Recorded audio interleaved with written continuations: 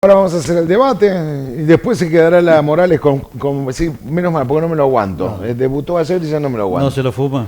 No, Eh, mentira, con Rubencito Dota, capo. Bueno, ¿cómo anda, pero muy Hernán? bien, muy bien. Y para hablar Viernes. de temas, como siempre que traemos de debate, eh, todos los temas son importantes, pero algunos tienen ribetes que por ahí nos asustan, digo, aquellos que, bueno, tal vez nacimos después de ese tiempo, a otros no los sorprende, pero cuando son históricos y anecdóticos también tienen ese misterio, ese misticismo que a uno lo atrae, por lo menos particularmente a mí, no sé a vos, Sí, la sí, sí. historia me encanta y me atrae, pero también detrás de cada historia hay cosas buenas y cosas nefastas, ¿no? Mira, el tema que vamos a tratar hoy, apenas lo vi anoche en la escaleta, digo, wow, es fuerte. Como decíamos, a mí me apasiona la historia, por eso siempre hacemos con Beto Gaitán el bloquecito de historia. Sí, Pero más tratándose de un personaje o de una época de la historia muy fuerte, como fue el nazismo, como fue Hitler. sí, una época oscura de la historia Muy. mundial y sobre todo por los hechos aledaños y todos los efectos colaterales que trajo, principalmente, bueno, todas las guerras los traen, pero la Segunda Guerra Mundial. Pero esa Segunda Guerra Mundial en la cual Argentina en una primera instancia adhería al eje, ubicémonos en la Sí, época, a partir del 39 que inicia en realidad la guerra y antes el nazismo. Bueno, aquí teníamos en el país un gobierno que, bueno, cuando se declara la guerra era afín al eje. El eje, en este caso, que integraban Alemania, España, Italia, bueno, después se sumó Japón también, ¿no? ujú, Pero más que eso, digamos, nunca le declaró la guerra tampoco hasta después, avanzada, cuando ya prácticamente estaba perdiendo, ¿no?, la guerra de Alemania y bueno, se declara en favor de los aliados y bueno, se declara la guerra. No obstante, se dio vuelta. sí, bueno, pero Ya había mientras tanto, panqueques en aquella bueno, época. pero en el medio hubo un gran negocio para Oh, Argentina, tremendo. que era el granero del mundo y que Sí. necesitaba el mundo alimentos. Bueno, hubo una época de oro porque entraba oro Sí, justamente en las arcas, ¿no? Pero también siempre hubo después de esa guerra, o durante la guerra o después de la guerra, todo ese misticismo de decir, bueno, los alemanes desembarcaron y después está la prueba, claro, porque se rinden, recordamos, pero esa rendición siempre dejó aquí en las costas argentinas, dejó mucho para analizar, pero mucho misterio también.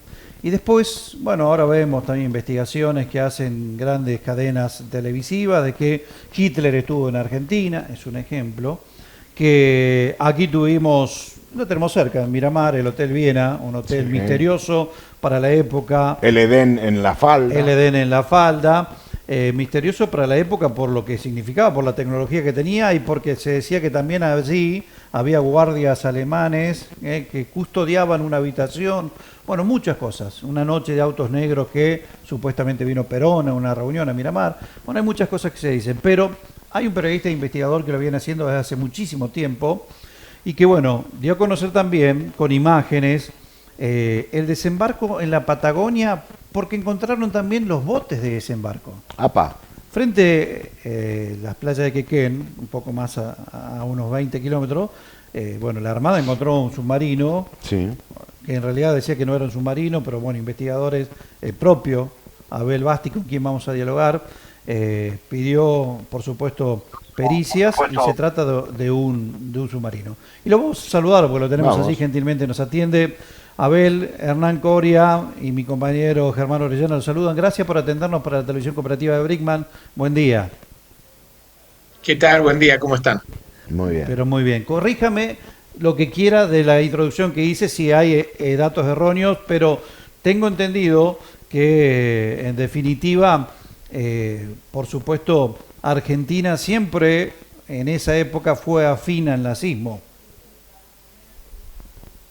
Bueno, es una historia de larga data que habría que darle un contexto internacional, ¿no? Sí, En principio vamos a decir que a partir de la década del 30, del golpe de Uriburu, el gobierno argentino se alinea con los nazis, que ya estaban llegando al poder, ¿no? Estamos hablando del año 30, ya el partido nazi era muy fuerte, la figura de Hitler era prominente, así que hay un alineamiento y quienes se toman el trabajo de ir a las hemerotecas a ver los diarios de la época, van a ver una fuerte campaña antisemita por parte de los periódicos abiertamente antisemitas y deliberadamente nazi, o sea, va a haber actos nazis de envergadura, el partido se muestra con sus uniformes, con sus jefes, con sus agrupaciones, esto particularmente en la década del 30. Y en la medida que el nazismo llega al poder, las empresas alemanas se nazifican en todo el mundo, lo que ocurre en Argentina, donde además los intereses alemanes son afines también a los de la clase alta argentina, de la aristocracia, así que va a haber una gran cantidad de negocios conjuntos en esa época, ¿no? Y obviamente el poder militar también, porque Argentina desde el principio de siglo había tenido una buena relación con la Alemania, había instructores alemanes que venían a la Argentina, había militares argentinos que iban a Alemania a hacer cursos, y fundamentalmente, como siempre, el negocio de las armas estaba vigente. Argentina compraba uniformes, compraba armamento a Alemania. Así que hay múltiples vínculos por todo, por donde se lo mire, ¿no? Tanto por el lado empresarial, por el lado político, como por el lado militar. Ese es un telón de fondo a la Segunda Guerra Mundial que se repite en varios países del mundo, inclusive Estados Unidos. Sí, sí. Bueno, en ese contexto y en todo lo que rodeó, digamos, ese halo de misterio, que hay datos que confirman, por supuesto, que fueron reales, pero bueno, se siguen encontrando evidencias y en la investigación que usted viene haciendo hace mucho tiempo de que los alemanes desembarcaron no solamente en un solo lugar donde se rindieron, sino a lo largo de la costa argentina. Bueno, el caso de botes que se encontraron, que en realidad fueron reutilizados por argentinos después del desembarco, ¿no? Sí, sí, yo empecé hace años con el tema de búsqueda de submarinos, encontré uno como usted decía, en cercanía del puerto de Quequén. Eso obligó, digamos, al Estado argentino a través de la prefectura a hacer un reconocimiento del naufragio. Yo interpuse dos peritos, uno nacional y uno extranjero, para dictaminar que efectivamente se trata de un submarino que está además hundido en cercanías del puerto de Quequén. Lo que o sea, hace que sea impensado que el Estado argentino desconozca Claro. ese naufragio, porque es una nave de casi 80 metros de largo, a muy poca distancia del puerto y a baja profundidad como son 30 metros. Este fue el primer hallazgo y bueno, en estos días pude detectar en principio dos botes de desembarco en Camarones, que es en la provincia de Chubut. Al poco tiempo dos más, son cuatro, y ahora uno más, son cinco. Son cinco unidades de desembarco exactamente iguales, mismo diseño alemán, y se corresponde efectivamente a embarcaciones que se usaban para desembarcar de los submarinos. ¿Qué se encontró dentro de esas embarcaciones que pueda dar vestigios de que son realmente de un desembarco nazi, que se han encontrado reliquias, insignias, no sé, que le den la pauta fehaciente de todo eso? No, bueno, yo trabajo con especialistas europeos, expertos en lo que era la ingeniería naval del Tercer Reich. Mm. Esto concuerda, digamos, en cuanto a su diseño, a la calidad. Si bien estamos haciendo análisis de los materiales, en principio concuerda con la calidad de los materiales. Las lanchas de desembarco además tenían características propias, como ser la quilla absolutamente plana, no en B corta como son los botes normalmente, que tienen un fondo que les permite surcar Sí. el agua con más velocidad, sino que Estas son planas efectivamente para evitar el golpe con rocas o con restingas. Tienen algunas características que son muy particulares, por ejemplo, se pueden encastrar los mismos botes por sus popas, aumentando la eslora, o sea, se pueden unir y hacerla más Ah, grande para desembarcar más cantidad ujú. de carga y más cantidad de pasajeros. Que son Tienen todas además estos características de botes los barcos del nazismo. Por eso sí, sí, salen a pero referir asimilando. particularmente sí, sí, particularmente de desembarco. Por ejemplo, Claro. De desembarco. en esa parte plana llevan una serie de listones paralelos de madera, como si fueran un trineo, eh, que le permite cuando llegan a la arena, a la playa, ser arrastrados con mucha facilidad. O sea, se pueden mover con mucha facilidad, Claro. como si fueran trineos para ganar tierra firme, ¿no? Esos botes, a ver, Así que todas esas son. esos botes de desembarco, ¿son característicos de qué? ¿De un U-Boats, que eran los submarinos, o de otra embarcación? Son de submarino, digamos. Son de submarinos, sí, son de Claro, Ah, submarinos. bien. claro. Y vos sabés que, hablando, discúlpeme Abel que lo interrumpa, Hernán, vez pasadas cuando hacíamos el Argentino sin domesticar acá con Beto, el profesor de historia que tenemos aquí en el programa y que habla de todo un poco de acontecimientos de nuestro país, habló en un momento acerca de este desembarco y que han pasado por estos lares, sin dudas, por Brickman también que se habló, y que se le había hecho una noche de agasajo en un lugar de Brickman a soldados que habían desembarcado Sí, sí, en que aquel iban momento, hacia el ¿no? norte, Sí. iban hacia el norte. Bueno, pero eso es parte también de la historia, Mm, y lo que dice él lo traigo también para preguntarle esto a Abel, porque, a ver, el desembarco y el rendimiento, la rendición, perdón, oficial que hicieron allí en Mar de Plata, en esa zona también, ¿qué fue? ¿Fueron los únicos que desembarcaron y ahora vemos que no? ¿Fue una distracción? ¿Quiénes desembarcaron? Porque también fueron soldados, fueron jerarcas nazis. ¿Estuvo Hitler en Argentina? El contexto que hay que darle es en que en la última etapa de la guerra, especialmente el último mes, se llega a un acuerdo entre Hitler y Truman, un acuerdo bastante importante de evasión. ¿Por qué Truman permitiría la evasión? Sí, Bueno, porque tenía algunos beneficios ese pacto consistentes en traspasar a Estados Unidos todas las divisas y el tesoro del Tercer Reich, fundamentalmente casi 9.000 barras de oro que estaban escondidos en una mina de sal en Alemania, el traspaso de toda la tecnología de punta que no tenían los norteamericanos no. en las distintas áreas, ya que los alemanes estaban mucho más avanzados en cuestiones atómicas, en cuestiones de aviación, en cuestiones misilísticas, todo el traspaso de esa tecnología, el traspaso de los técnicos, de los científicos, el traspaso de toda la red de espía que tenían los nazis para investigar a la Unión Soviética, toda la red de espías que pasa a depender de Washington, todos los militares que van a ser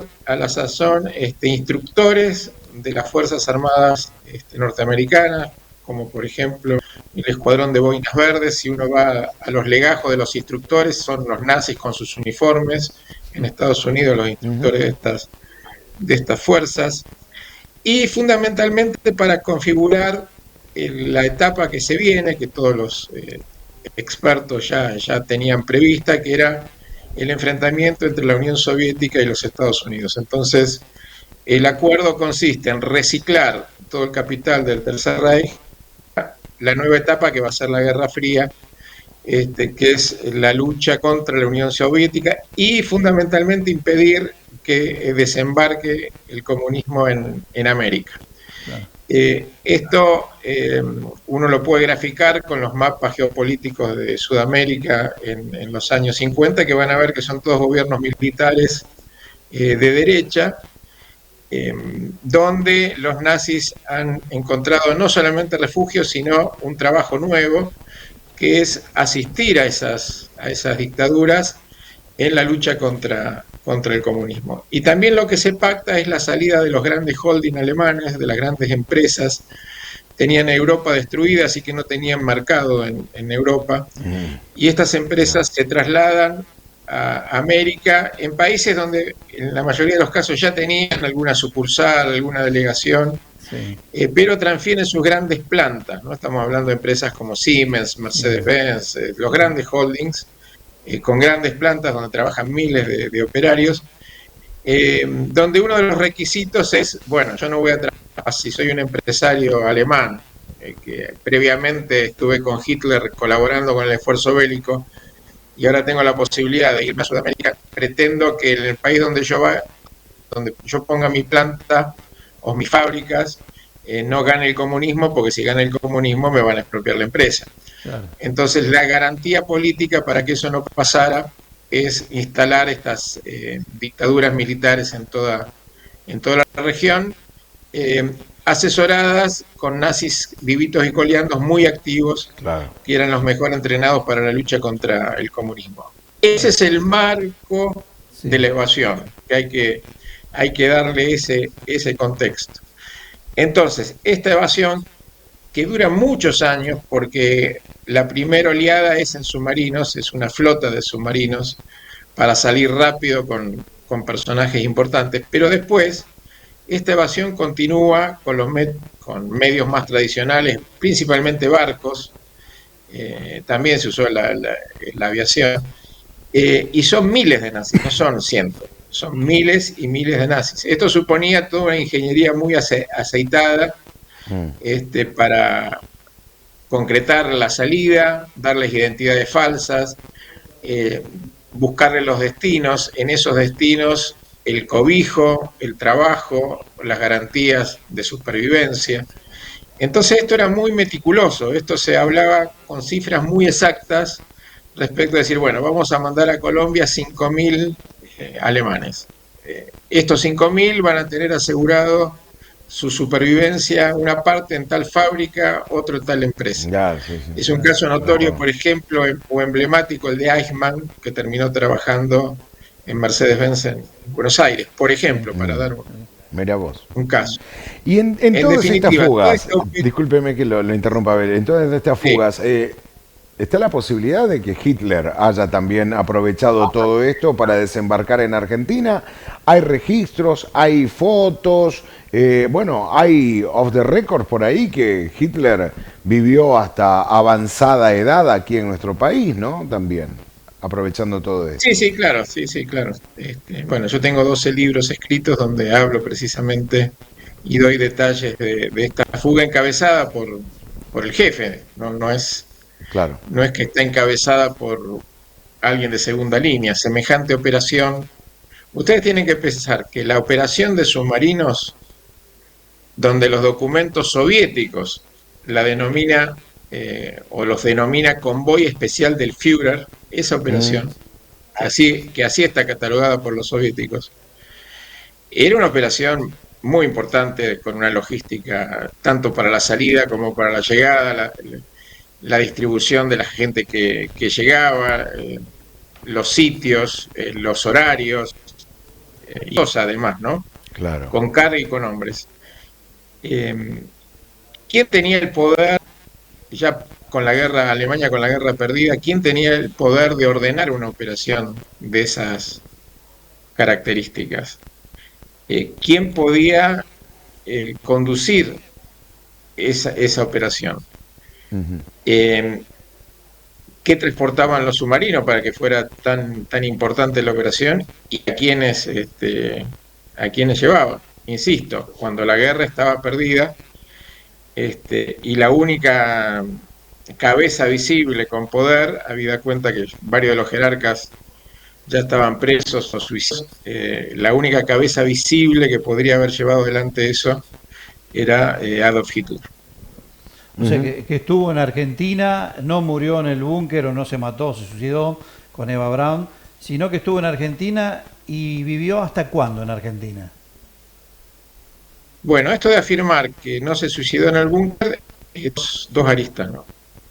Una, la propia del suicidio, o sea, eh, no hay elemento de prueba que demuestre que Hitler se suicidó en el búnker de Berlín, no hay una autopsia a su nombre, no hay un acta de defunción a su nombre, no hay una certificación de su muerte, los peritos no encuentran ni el arma homicida, ni pista que releve, que dé cuenta de que hubo un suicidio. Este, se perició un solo cadáver que se suponía que era de Hitler, y la verdad que cuando uno lee las pericias soviéticas, ese cadáver puede ser de cualquier persona menos de Hitler, porque no hay coincidencia Claro, antropométrica, las medidas no coinciden. Eh, en la pericia forense no se puede atribuir la causa de la muerte, porque no hay ningún indicio de disparo y no hay indicios de ingestión de cianuro, como sí se claro. detectó en otros cadáveres. Tenía un pie amputado, las costillas rotas, le faltaban partes de distintas del cuerpo, distintos huesos. Mm, Lo mismo el cadáver de Eva Braun. Así que Alemania no pudo certificar la muerte de Hitler, tampoco los soviéticos, tampoco los norteamericanos, y recién va a ser dado por muerto en 1956, o sea, 11 años después, bajo la figura de presunción que se hace cuando, o se dictamina cuando no hay pistas del mm. muerto, pero tampoco aparece. Cuando ya Claro, de pasaron 10 aparición, años y no claro. aparece, bueno, se lo puede. Pero lo importante para esta historia es que durante esos 11 años, para el Estado alemán, Hitler es una persona viva, no es una persona muerta. No solamente que es una persona viva desde el estatus legal que tiene, sino que además no tiene ningún proceso en su contra, no hay ninguna acusación formal, Mm, consecuentemente no hay ningún procesamiento, no hay ninguna condena y no hay ninguna orden de captura. Por eso los documentos que tenemos hoy desclasificados de los servicios secretos muestran un seguimiento pero sin orden de Mira vos, De captura. detención. mira vos, mira. Eso respecto a la falsa muerte Sí, en Alemania. en Yo en búnker. mi canal de YouTube explico cómo se fraguó esa falsa muerte y las evidencias que tenemos que se utilizaron dobles de Hitler Mm, para dejar plantado ese suicidio. Pero después, bueno, si estuvo en Sudamérica, las evidencias. Bueno, las evidencias son múltiples, ¿no? Hay una treintena de testigos, algunos de primerísimo nivel. El caso del teniente coronel Julio Hale, que hizo una misión secreta para entregarle documentación en Bariloche y que antes de morir lo contó, él personalmente, además lo dejó escrito en un documento como constancia. Hay varios testigos, hay documentación, hay cartas privadas donde se hacen estos relatos de los alemanes, y hay fotos. Mi último libro se llama Las fotos de Hitler después de la guerra. Así que si uno fuera a juicio, digamos, un juicio histórico, el fiscal podría aportar todos estos elementos, ¿no? Desde las qué bárbaro. Pero falta de información. nadie quiere que se haga ese juicio y nadie hizo nada en ese momento. Creo que ahora va a pasar a la historia y bueno, pero sí decir, ya para ir cerrando, Abel, que Argentina fue parte, digamos, o cómplice, para decirlo de alguna manera, en ese momento para que el nazismo llegue aquí a la Argentina y vivan aquí en Argentina, jerarcas nazis.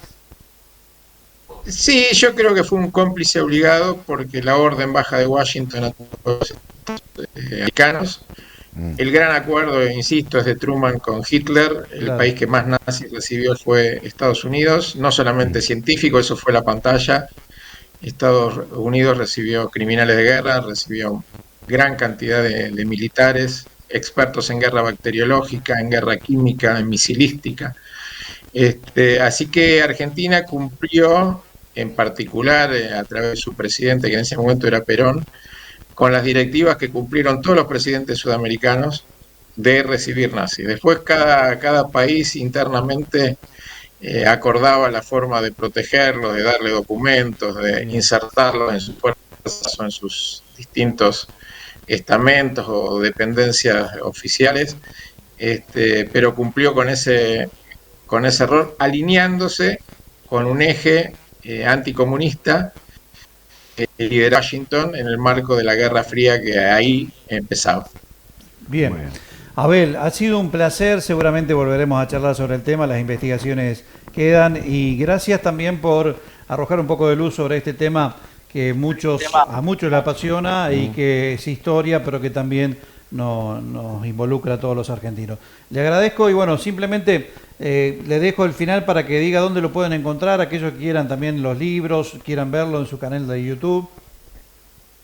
Bueno, para mí es muy importante esta interacción a través de las redes sociales. En las redes sociales estoy con mi nombre, ya sea en Facebook, en Instagram, en TikTok, en todos con Abel Basti. Pero generalmente ha sucedido que he tenido muchos aportes de la gente que esto ha dejado de ser un tema tan tabú como era antes, y que hoy puede contar las historias que vivieron ellos o sus parientes. A veces me cuentan, mi abuelo decía tal cosa, mis amigos decían tal otra, mi vecino tal cosa. Y entonces a partir de estos relatos uno a veces tiene puntas de información que al seguirlas se encuentra a veces con varias sorpresas, ¿no? Así que a quien quiera contar la historia de su familia o de sus amigos, de su vecino, o la personal, hay muchas historias personales, serán bienvenidas y contesto a todos los que me hacen preguntas, así que en ese sentido el ida y vuelta está asegurado. Muy bien. Gracias, Abel. Un abrazo y a disposición. Que la pase bien. Hasta luego. Hasta luego. Bueno, muchísimas gracias a ustedes por el espacio. Gracias. Hasta luego. Gracias. Hasta luego. Bueno, muy interesante el tema de hoy del debate, históricamente muy rico y que abre muchas, no sé si abre preguntas, pero que replanteamos. Hay fotos de Hitler en Argentina, que eso se sabía, pero bueno, están publicadas en su libro también. Y bueno, de que estuvieron, bueno, Joseph Mengele también estuvo aquí, después terminó, recordamos, Paraguay, Brasil, ¿no? Pero que pasaron por aquí la zona, está claro, estuvieron en Argentina, y que Hitler estuvo en Argentina cada vez es más presente la situación,